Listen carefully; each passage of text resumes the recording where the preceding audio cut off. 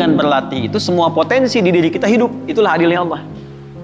Kalau nggak dibegitukan, ini nggak kuat nih. Kaki nggak kuat jalan, tangan nggak berfungsi, otak nggak berfungsi. Dibuat sistem kehidupan kita itu berjalan.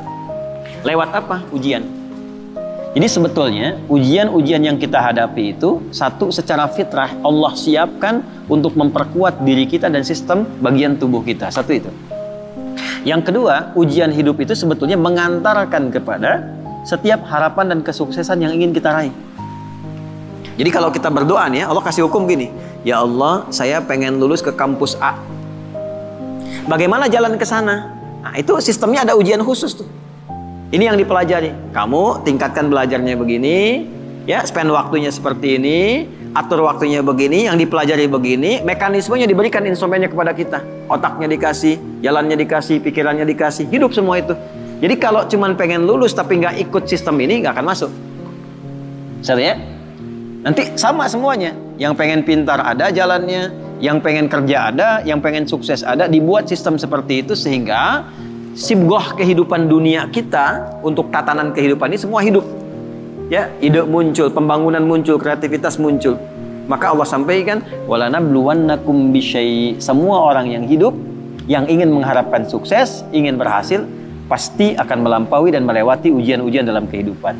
Contohnya apa? Kegelisahan, ju', rasa lapar. Bisa diartikan aset yang berkurang, ya, naik turun dalam kehidupan. Kemudian naqsi minan amwal, yang tadinya naik, matang, turun. Ya, itu diuji itu supaya apa? Ada dua tuh. Ya, satu supaya kemampuan potensi kita itu hidup lagi. Kalau nggak gitu nggak keluar ide-ide kita itu. Nggak keluar kemampuan kita. Makanya uniknya perusahaan-perusahaan hebat kadang-kadang bikin studi, bikin masalah. Coba cari perusahaan besar itu. Kadang-kadang bikin masalah dulu, nyelesain sendiri. Supaya apa? Muncul ide baru. Nah, Allah sudah bikin fitrah dalam hidup, diciptakan itu supaya semua potensi kita keluar. Yang kedua, sebetulnya jawaban dari doa kita, nggak ada satupun ujian kecuali sesuai dengan permintaan kita. Itu adilnya Allah. La yukallifullahu nafsan illa usaha. Allah nggak mungkin nguji kecuali sesuai kemampuan yang jadi kebutuhan kita. Apa butuhnya, apa pengennya, sesuai sifat ujiannya. Jadi kalau Anda sekarang mengalami masalah, sebetulnya masalah itu disiapkan oleh Allah untuk mewujudkan doa-doa kita. Harapannya pengen apa, ini ujiannya. Dan kita mampu melakukan itu.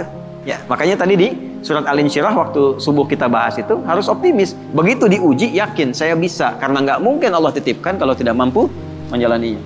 Jadi jangan pernah kita mencela satu persoalan hidup yang diujikan, karena sesungguhnya ujian itu hasil dari permintaan kita sendiri. Jadi ketika melewati masalah itu sebetulnya ingin mengabulkan doa yang diminta. Nah, jadi jangan pernah menyalahkan masalah. Gara-gara ini nih saya begini. Tidak, nanti hikmahnya datang belakangan. Nah, ilmu hikmah itu mahal. Hikmah itu tingkat ilmu tertinggi. Kalau belum paham, yakini dulu, lewatin dulu, baru nanti hikmah datang belakangan. Bagaimana menyelesaikannya? Ya, Allah kasih contoh dulu. Nanti kamu kegelisahan pasti ada. Ya, lapar itu ada, gitu kan? Kemudian ujian berkurang harta, kadang naik kadang turun ada gitu. Dikurangin dulu nih supaya kreativitas muncul, nanti diakumulasikan lagi. Ya, kalau nggak begitu nggak akan kreatif. Wal anfus, sakit, capek, lelah, ada tetangga, kerabat meninggal, keluarga dan sebagainya, supaya belajar dari kebaikan dia. Ya, selalu ada hikmah. Nah, ujungnya apa? Ada wat samarat. Nah, ini kurang tepat menurut saya diartikan di terjemahan. Wat samarat diartikan dan bebuahan. Kalau begitu sifat keadilan Allah kurang sempurna, naudzubillah. Karena yang diuji tukang buah saja.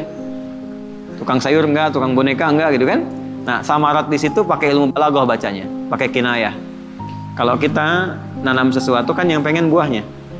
Tapi kan tanam dari benih, tumbuh, dirawat. Begitu besoknya mau panen, mangga, malam-malam diambil orang. Anda ikut tender, sudah memenuhi kualifikasi, begitu mau dihasilkan, diserobot orang. Ada ya? Wabasyiris sabirin. Nah, konsep umumnya Allah sampaikan, berbahagialah orang yang sabar. Itu konsep umum. Jadi kalau sedang menerima persoalan dihadapi, terima dulu dengan sabar. Sabar itu apa? Bukan diam. Teruskan. Ya. Alladzina idza asabathum musibah. Yang kalau dia ditimpa dengan apa yang dia inginkan itu, nah, itu musibah tuh. Ya, musibah. Saya pengen pesantren dikasih sama Allah, ini musibah. Jadi musibah itu nggak harus selalu buruk, tidak. Baik. Anda pun datang ke sini bagi saya musibah. Ya, sebaliknya saya ada di sini musibah bagi Anda. Jadi sesuatu yang dialami musibah itu. Kalau mengalami apapun, dia langsung punya keyakinan, inna lillahi wa inna ilaihi raji'un. Yang dititipkan Allah kok, pasti Allah ngasih solusi juga. Semua milik Allah, apa yang nggak mungkin bagi Allah. Nah itu. Cuman kesalahannya orang sekarang itu dilekatkan dengan kematian saja. Semua punya Allah dan akan kembali kepada Allah. Ya kita juga punya Allah. Gitu? Pekerjaan kita punya Allah. Masalah Allah yang kasih untuk mewujudkan kita, solusinya punya Allah. Maka yang dibangun oleh Allah pertama kali kesadaran paripurna kita. Kalau sedang diuji, ingat kepada yang uji. Apa tujuannya diuji? Belajar dulu fikihnya supaya siap dengan itu. Nah sekarang banyak orang ingin meraih hasil tanpa melewati ujian. Gitu. Coba yang mau nikah ini. Kan? Pengen nikahnya aja tapi belum belajar fikih nikah. Padahal Quran lengkap itu. Sebelum menikah pelajari tugas suami ini, tugas istri ini. Nanti akan ada masalah antara istri dengan suami. Masalahnya begini, begini, begini. Nanti akan ada masalah antara menantu dengan mertua. Masalahnya begini, begini, begini. Kalau kamu nanti mengalami itu, solusinya begini, begini, begini. Sekarang jarang dipelajari. Pengennya cepat nikah aja. Tanggal tentukan, ini tentukan. Pelajaran belum ada. Dulu orang tua kita, kenapa ketawa deh? Dulu orang tua kita itu begitu kemudian mengkhitbah, dipacari, dikasih daun pacar yang perempuan. Lalu diajari rumah tangga 40 hari. Yang laki-laki belajar untuk memaksimalkan nafkah. Nah, dalam masa menunggu itu disebut pacaran. Belajar fikihnya begini, ininya begini. Makanya dulu tuh banyak sekali pernikahan-pernikahan yang abadi dan langgeng. Kenapa? Karena fikihnya dipakai. Sama babnya kerja, tapi tidak belajar tentang fikih kerja. Tantangan gimana? Menghadapi orang iseng gimana?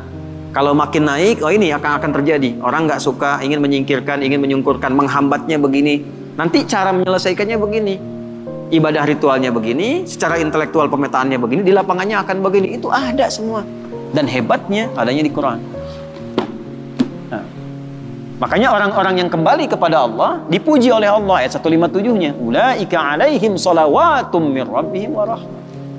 Orang-orang yang memetakan mitigasi persoalan dan menerima optimis dia selesaikan, dipuji oleh Allah dibandingkan orang yang berkeluh kesah. Jadi sabar itu bukan diam. Sabar itu mengkontemplasikan, terima. Karena nggak diterima pun jadi masalah kita juga. Dan yang pengen itu kita juga. Terima dulu. Nanti setelah itu terhubung dengan Allah, sholat. Karena itu sholat disandingkan dengan sabar untuk menyelesaikan masalah. Ada di mana? Al-Baqarah 45. Ya, wasta'inu bisabri wassalah. Kalau engkau punya masalah, terima dulu. Bukan cuma engkau, yang lain juga punya masalah. Kan engkau juga yang minta. Nanti bawa solusinya lewat sholat, minta sama Allah petunjuk. Kalau belum yakin di soal imannya, Al-Baqarah 153. Ya ayyuhalladzina amanu sta'inu bisabri wassalah. Katanya engkau yakin dengan saya. Engkau yakin percaya kepada saya. Saya kasih kok nggak yakin juga. Di mana imanmu kata Allah? Nah, setelah itu dikasih rincian jenis persoalannya. Ini orang-orang dulu yang punya masalah. Kamu pernah sakit? Aku ujikan kepada Ayub. Kamu pernah punya persoalan di rumah tangga tentang keturunan? Aku ujikan di Zakaria. Muncullah pertanyaan Anda tadi, apakah harus seperti Nabi Ayub atau seperti Nabi Zakaria? Balik ditanyakan sifat masalahnya apa? Karena Allah turunkan kisah-kisah itu untuk memberikan detil kepada Nabi Muhammad. Kalau sakitmu ringan Muhammad SAW, lagi kerja sakit diuji nih, capek, batuk, pilek, apa nih, Nabi Ibrahim pernah begitu. Kalau lagi berangkat dakwah, capek, lelah, bukan cuma kamu yang lelah Muhammad. Ibrahim dulu lelah juga. Turunlah Quran surah misalnya ke-26 ayat 80. Wa idza maridtu fahuwa yashfin. Kalau saya sedang tugas pegal-pegal dikit, pasti Allah sembuhkan. Sambil dipegang. Kalau lagi dakwah suara hilang, ya wa idza maridtu fahuwa yashfin, sambil dipegang. Kalau sakit pasti disembuhkan. Yang nugaskan Allah, yang ngasih jalan Allah, yang nguji Allah, pasti yang ngasih solusi Allah.